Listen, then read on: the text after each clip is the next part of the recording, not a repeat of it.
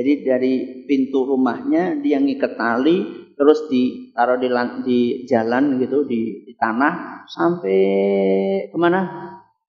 Pintu masjid. Jadi ketika dia buka pintu rumah, dia langsung nyari tali itu di mana, terus dia pegangan tali sampai ke masjid. Sholat 5 waktu seperti itu, siang malam.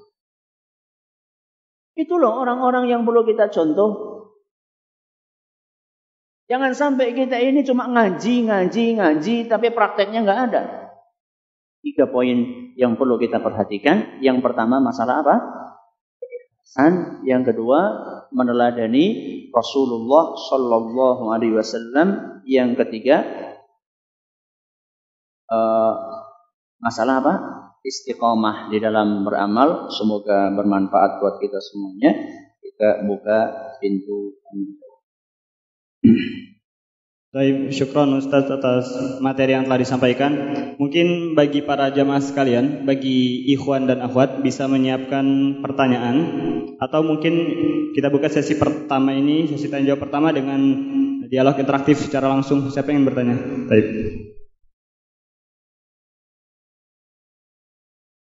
Ustaz, kadang-kadang di kantor ada rapat yang cukup penting. Coba dimatikan. Dan nabrak waktu sholat, kita sebagai peserta atau yang notulen mau meninggalkan rapat dan sholat tepat waktu, jadi serba salah karena rapat tidak ada jedanya. Akhirnya saya tunggu sampai rapat baru sholat. Bagaimana hukumnya? Bagaimana hukumnya? Sholat apa ini? Biasanya sholat duhur ya. Ya biasanya sholat duhur. Sholat asar. Kalau sholat duhur lebih ringan dibandingkan masalahnya lebih ringan dibandingkan sholat asar. Kenapa? Karena dalam beberapa hadis Nabi kita Shallallahu Alaihi Wasallam menjelaskan abridu.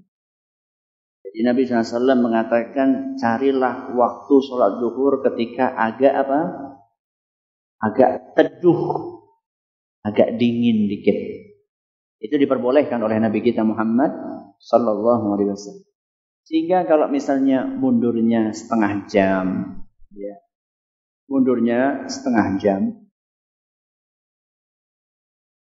sekitar itu ya semoga tidak apa-apa. Yang penting bisa sholat berjamaah.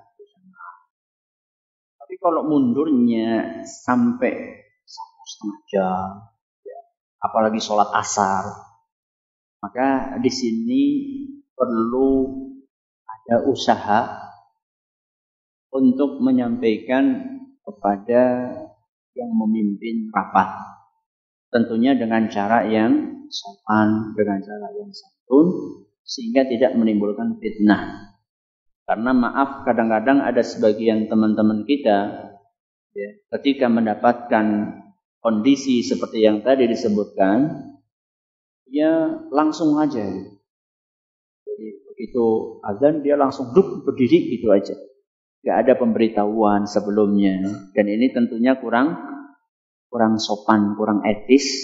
Walaupun kita harus lebih sopan kepada Allah dibandingkan kepada manusia.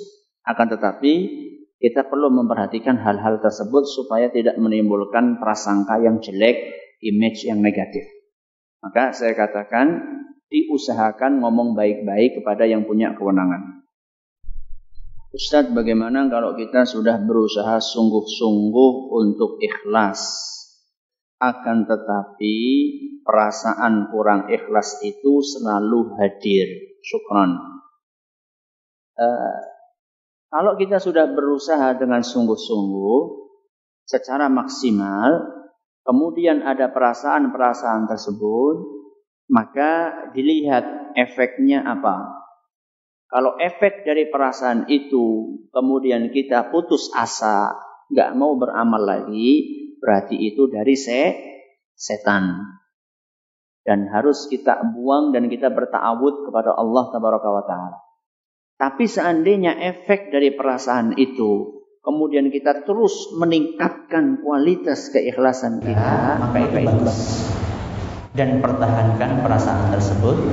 Dan orang-orang yang beriman adalah orang-orang yang beramal dalam keadaan qulubuhum wajilah.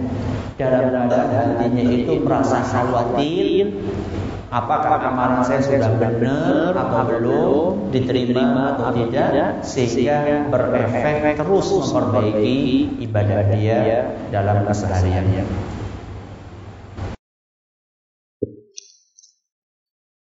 Ustaz, bisa pertanyaan langsung ya Ustaz ya? Ya. Assalamualaikum. Waalaikumsalam.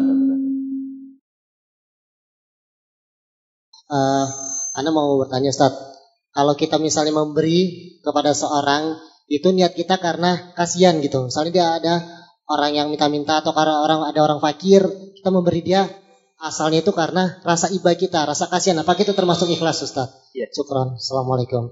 Kalau kita memberi karena alasan iba, maka boleh, tapi tidak dapat pahala.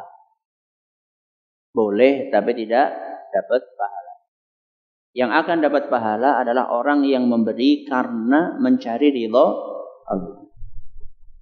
Apakah berdosa? Tidak, insya Allah. Itu boleh-boleh saja. Karena rasa iba adalah sesuatu yang memang Allah tanam di dalam hatinya manusia. Itu sesuatu yang manusiawi. Enggak dosa, juga enggak berpahala. Ya, enggak dosa dan enggak berpahala. Maka usahakan jangan mengasih cuma karena rasa iba. Diiringi dengan niat untuk mencari ridha Allah Azza wa Jalla. Ustaz, apakah ada hukum yang melarang memakai celana levis atau celana bahan ketika sholat wajib atau sholat sunnah? Kain celananya digulung, apakah ada larangan menurut syar'inya? Syekh Ibnu Utsaimin rahimahullah ketika menjelaskan tentang hukum memakai levis ya, atau celana jin, celananya jin dipakai manusia. Kata beliau,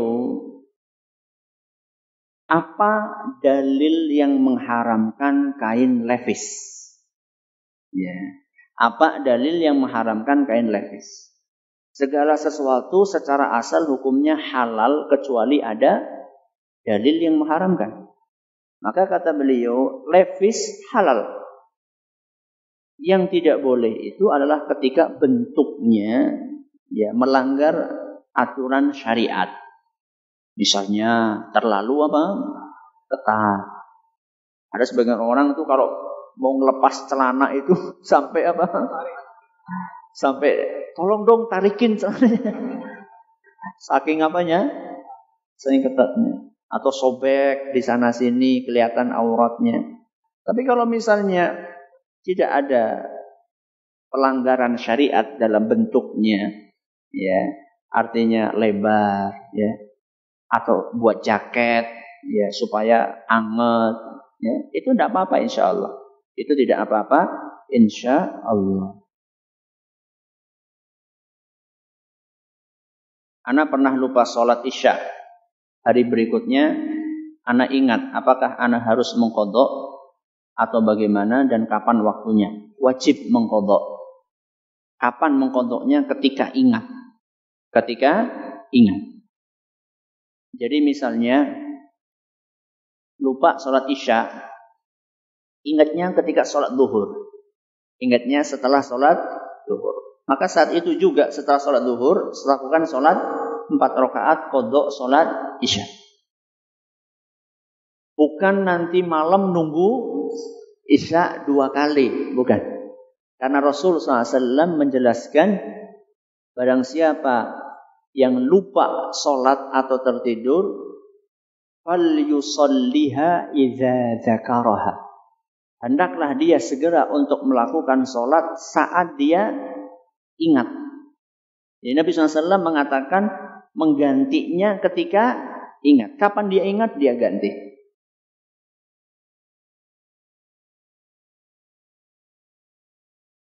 Bagaimana orang yang melakukan amalan-amalan yang tidak sesuai contoh Rasul Shallallahu Alaihi Wasallam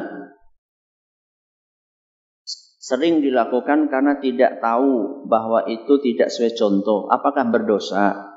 Biasanya orang-orang dahulu melakukannya karena sudah menjadi kebiasaan. Apa kita harus mendakwahi? Kalau harus mendakwahi, iya. Kalau harus mendakwahi, harus. Masa orang tua kita biarkan melakukan hal-hal yang tidak dicontohkan oleh Nabi Sallallahu Alaihi Wasallam. Nah, kalau misalnya orang ini sudah meninggal, dahulunya melakukan itu karena tidak tahu dan sudah berusaha untuk mencari tahu tapi tidak ketemu apa yang dia cari tersebut, ya kita berdoa semoga orang tersebut mendapatkan dispensasi dari Allah Subhanahu wa ta'ala karena ketidaktahuan dia. Afwan Ustaz, ada pertanyaan dari Umahat yang bertanya, Ustaz, bagaimana kalau ada seorang Ustaz yang dia sering memberikan ceramah-ceramah pada para jamaah dan dia sering juga hadir di kajian-kajian sunnah seperti ini, akan tetapi secara pakaian dan kesehariannya itu tidak menunjukkan seperti yang dicontohkan oleh Nabi Sallallahu Alaihi Wasallam, dan yang bertanya ini sebagai jemaahnya nggak berani untuk menegurnya, Ustaz, seperti apa? Taib, syukran. Kalau ada yang seperti itu dinasehati, ya. Ustaz, masa jamaah menasehati Ustaz? Emang kenapa? Emang nggak boleh jamaah menasehati Ustaz? Ya, kalau saya pribadi, kalau dinasehati sama jamaah senang. Alhamdulillah ada yang mengingatkan. Jadi jangan sampai di antara kita ini meyakini kalau mengingatkan Ustaz bakalan kualat. Ya, sampaikan, tapi caranya harus yang sopan. Sama sesama jamaah saja kita harus sopan menasehati, apalagi dengan Ustaz. Ya. Contoh, jangan di depan umum menyampaikannya. Ya, cukup ketika berdoa. Atau contoh yang lain, antum punya buku ya berkaitan dengan sesuatu yang keliru yang dilakukan oleh ustadznya. Ustadz, maaf Ustadz, saya punya buku nih Ustadz. Mungkin bisa dikoreksi, barangkali ada yang nggak benar Ustadz. Padahal maksudnya kita minta dia untuk baca, mengoreksi diri dengan buku itu. Jadi kita harus bermain cantik ya dalam menasihati orang, apalagi orang itulah orang yang kita hormati. Bisa jadi ustadznya belum tahu atau ustadznya punya dalil yang lain yang mungkin dalilnya kurang kuat. Ini juga ada kemungkinan seperti itu. Apakah sholat tasbih termasuk yang disunnahkan oleh Rasul SAW? Ada khilaf di antara para ulama. Ada yang mengatakan sunnah, ada yang mengatakan tidak. Karena mereka berbeda pendapat di dalam menilai hadis tentang sholat tasbih sahih atau tidak. Insya Allah dalam masalah ini fleksibel. Ya. Bagi yang mengikuti ulama yang mensahihkan hadisnya tidak apa-apa. Bagi yang mengikuti ulama yang menilai hadisnya dhaif tidak apa-apa. Karena memang hadisnya ini terjadi perbincangan yang cukup panjang di antara para ulama mengenai status kesahihan hadis ini. Nah, kalau saya pribadi enggak. Kalau saya pribadi enggak. Akan tapi saya tetap menghormati rekan-rekan yang mungkin tetap melakukan sholat ini ketika dia mengikuti ulama yang menilai hadisnya sahih. Ustadz, bagaimana dengan amalan yang dilakukan di awalnya tidak ikhlas, tapi di akhirnya ikhlas, atau sebaliknya, apakah diterima? Kalau di awalnya ikhlas, di akhirnya tidak, dikhawatirkan nggak diterima. Apalagi kalau amalannya satu paket.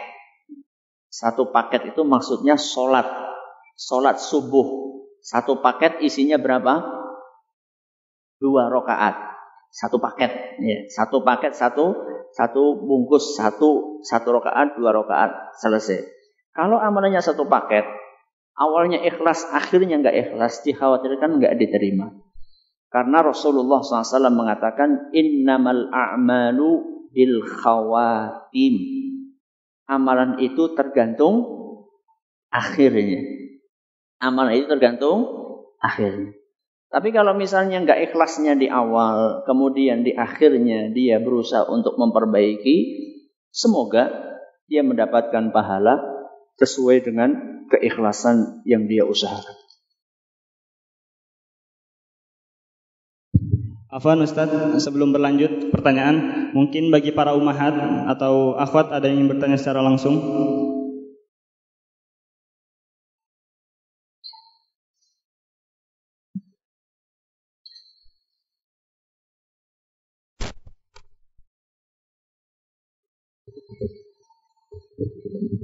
Assalamualaikum warahmatullahi wabarakatuh. Waalaikumsalam warahmatullahi wabarakatuh.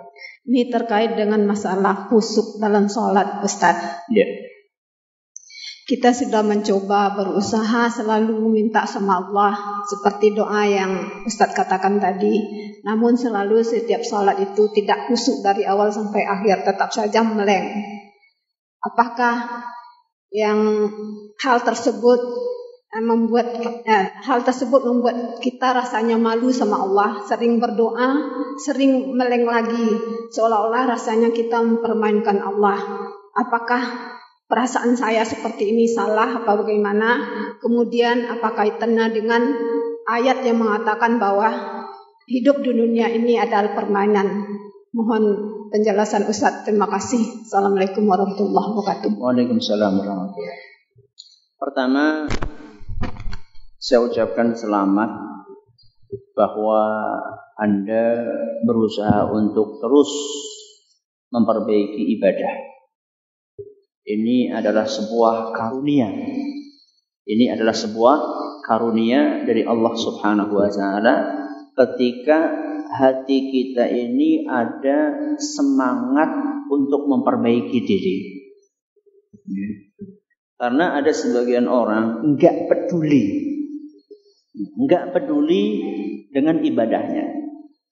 Ya, berkualitas, enggak berkualitas, khusyuk, enggak khusyuk, yang penting beramal. Ini yang pertama. Yang kedua, ketahuilah bahwasanya proses di dalam memperbaiki ibadah itu membutuhkan waktu. Dan itu pun dialami oleh para ulama kita yang jauh lebih tinggi tingkat ketakwaannya dibandingkan kita, insya Allah. Ada di antara mereka seorang ulama, saya lupa namanya, jahadtu nafsi ala qiyamil laili 20 sanah. Kata ulama tersebut, saya berusaha keras untuk memperbaiki sholat malam saya selama 20 tahun. Jadi selama 20 tahun itu jatuh bangun.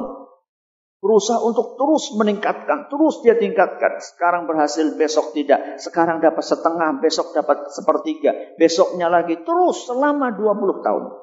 Wa taladzadtu biha 20 sanah. Setelah itu baru saya bisa merasakan nikmatnya salat 20 tahun kemudian. Jadi berapa tahun? 40 tahun. 20 tahun untuk latihan, 20 tahun menikmati. Maka saya katakan, terus saja dilanjutkan. Akan ada insya Allah faraj, akan datang insya Allah jalan keluar dari Allah Subhanahu wa taala. Yang penting kita serius. Yang penting kita serius. Dan kalau kita jatuh bangun tadi, kalau memang kita tidak ada maksud buruk, insya Allah bukan masuk kategori mempermainkan Allah. Insya Allah enggak. Yang penting kita betul-betul tulus, berusaha memperbaiki diri, dan tentunya setelah sholat beribadah kepada Allah, banyak-banyak beristighfar, agar kekurangan-kekurangan itu bisa dihapus oleh Allah Tabaraka wa Ta'ala. Pada saat ta'aruf, kami orang tua mensyaratkan kepada calon mantu tetap istiqamah di dalam mendidik anak gadis yang akan dipinang, yaitu Islam dengan manhaj salaf, silaturahim kepada keluarga besar, dan berusaha keras untuk masuk surga bersama-sama insya Allah. Alhamdulillah dari sisi harta kami dicukupi.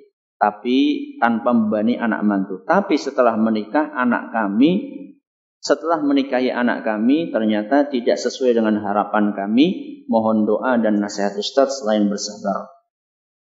Semoga Allah Subhanahu wa taala membuka hati menantu ibu atau bapak dan kita semuanya untuk senantiasa istiqamah di jalan Allah Tabaraka wa taala.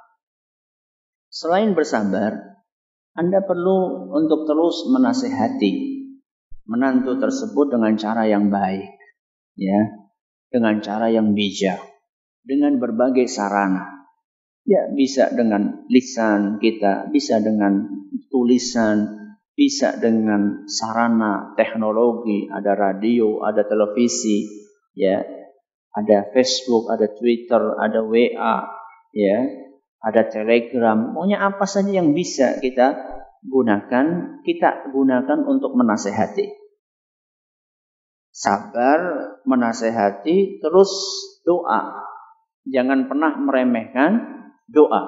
Doakan terus semoga anak mantu itu dibuka hatinya oleh Allah Tabaraka wa ta'ala. Afwan Ustaz. Silakan. Jazakallah, syukron. Ada yang ingin ana tanyakan.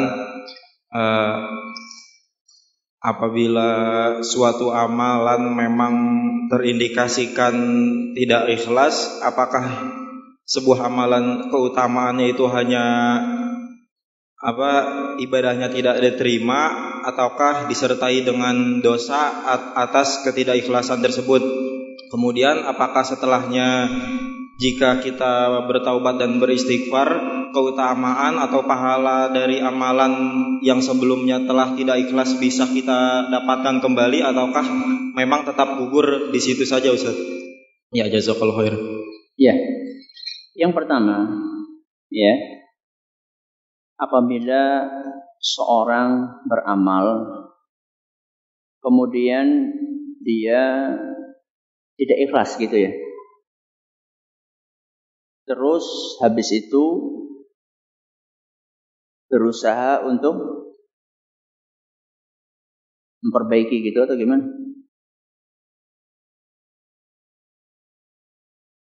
Afwan. Ketika amalan itu memang terindikasikan tidak ikhlas, apakah hanya sekedar Ya. Jadi apakah sekedar tidak diterima atau juga bisa berdosa gitu? Berdosa.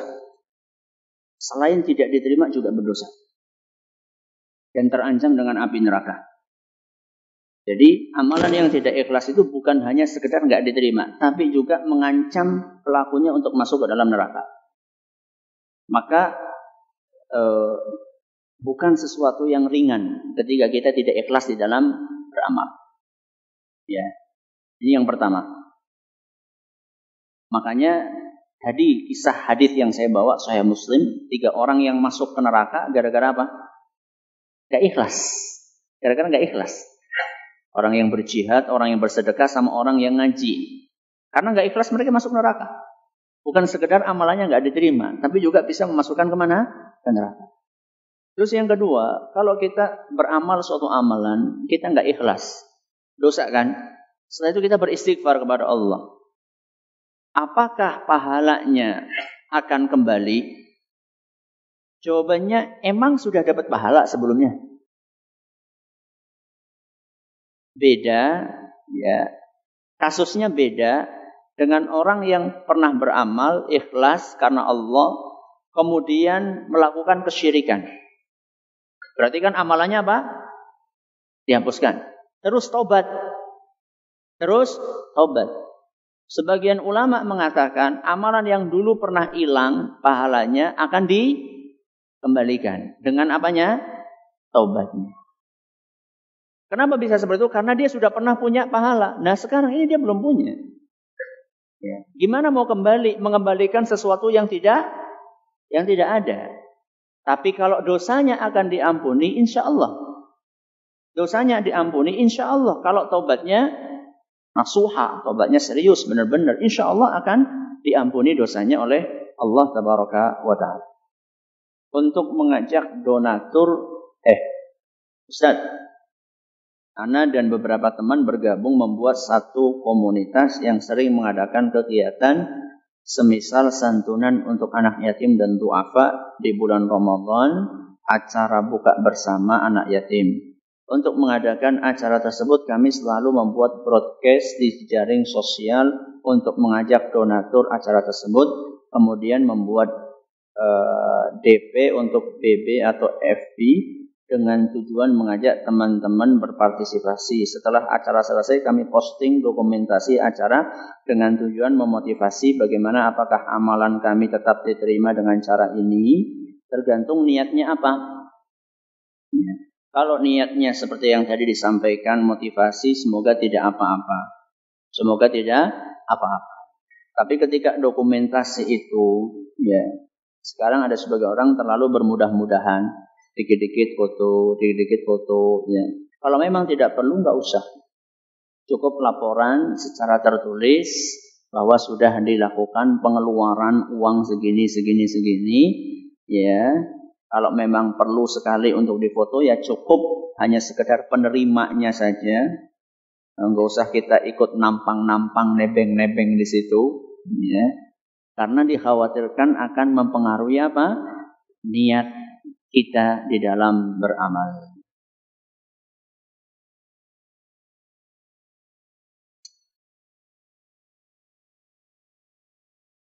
Ustaz, bagaimana cara menyadarkan orang-orang terdekat kita yang menganggap selera tinggi itu bersifat duniawi, misalnya menggunakan barang-barang bermerek? Suruh dengerin aja kajian hari ini.